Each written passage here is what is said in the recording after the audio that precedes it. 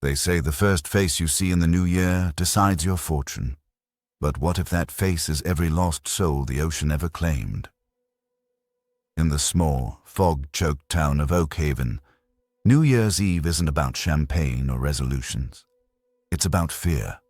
The people who live there are deeply superstitious, and they have been for hundreds of years.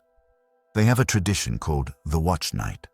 They believe that the very first person you lay eyes on after the clock strikes midnight will dictate your fortune for the entire year. If you see a loved one, you'll have a year of peace. If you see a stranger or someone who is suffering, that suffering becomes yours.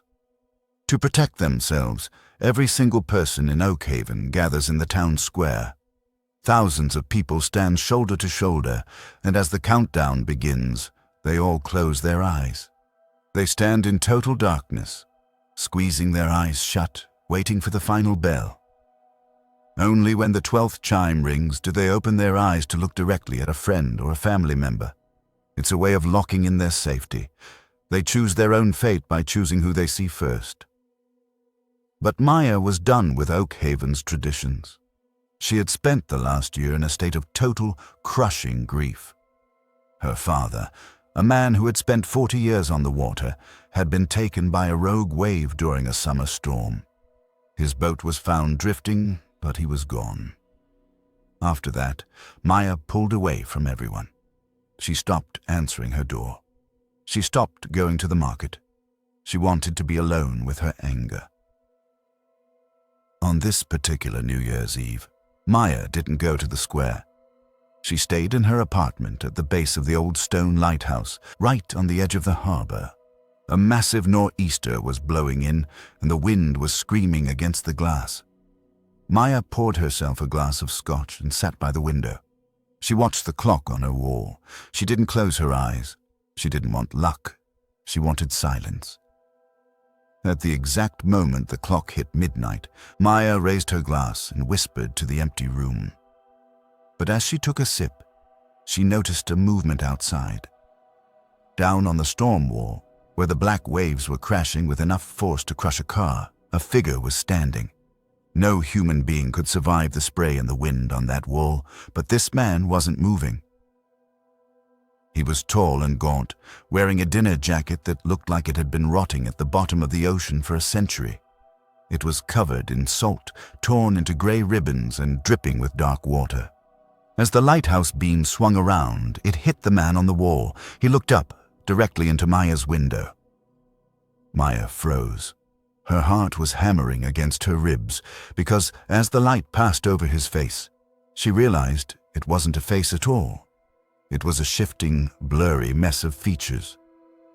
For 1 second, he had the eyes of a fisherman she knew from the docks. The next, his jawline changed into that of a young deckhand who had drowned months ago.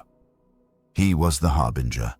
He was the collection of every soul the sea had taken that year, and because Maya had looked at him first, he had claimed her. The next morning, the nightmare began to take hold. It started with a strange, cold dampness.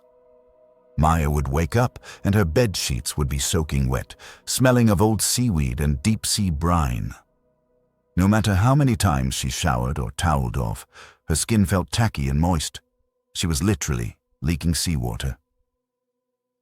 Then came the hunger. Maya couldn't eat normal food anymore. Bread tasted like sawdust. Meat tasted like ash. The only thing her body craved was salt. She started buying boxes of sea salt and eating it by the spoonful. She was consuming enough to kill a person, but it was the only thing that kept her upright. By the time February rolled around, the horror moved to her face.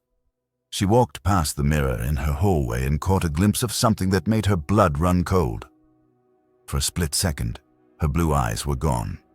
In their place were the milky, dead eyes of a stranger. She realized that the fortune she had inherited wasn't just bad luck.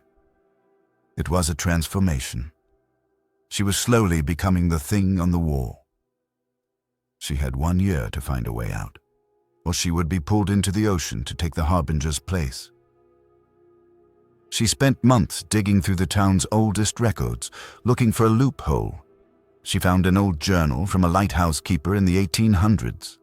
It described the harbinger not as a demon, but as a person who had chosen selfish isolation in life. The curse was a cycle. The only way to break free was to pass the first sight to someone else. You had to make sure you were the first thing a person saw at midnight. You had to trick someone into taking your burden. Maya began to plan. She thought about the people in the town square. She thought about luring a stranger to the lighthouse. She was terrified, and the salt in her veins was making her feel cold and detached. But as the months went on, the harbinger started appearing in her house. He didn't speak. He just stood in the corner of her room, dripping water on the floor. Maya began to look at his shifting face. She saw the faces of people she had grown up with. She saw the grief of the entire town reflected in that one rotted suit. She realized that if she passed this curse to someone else, she wasn't just saving herself. She was continuing a cycle of misery. She was choosing to stay isolated, even in her final act. December 31st arrived again. Maya's skin was now a translucent gray. She could feel the tide pulling at her bones, trying to drag her toward the storm wall.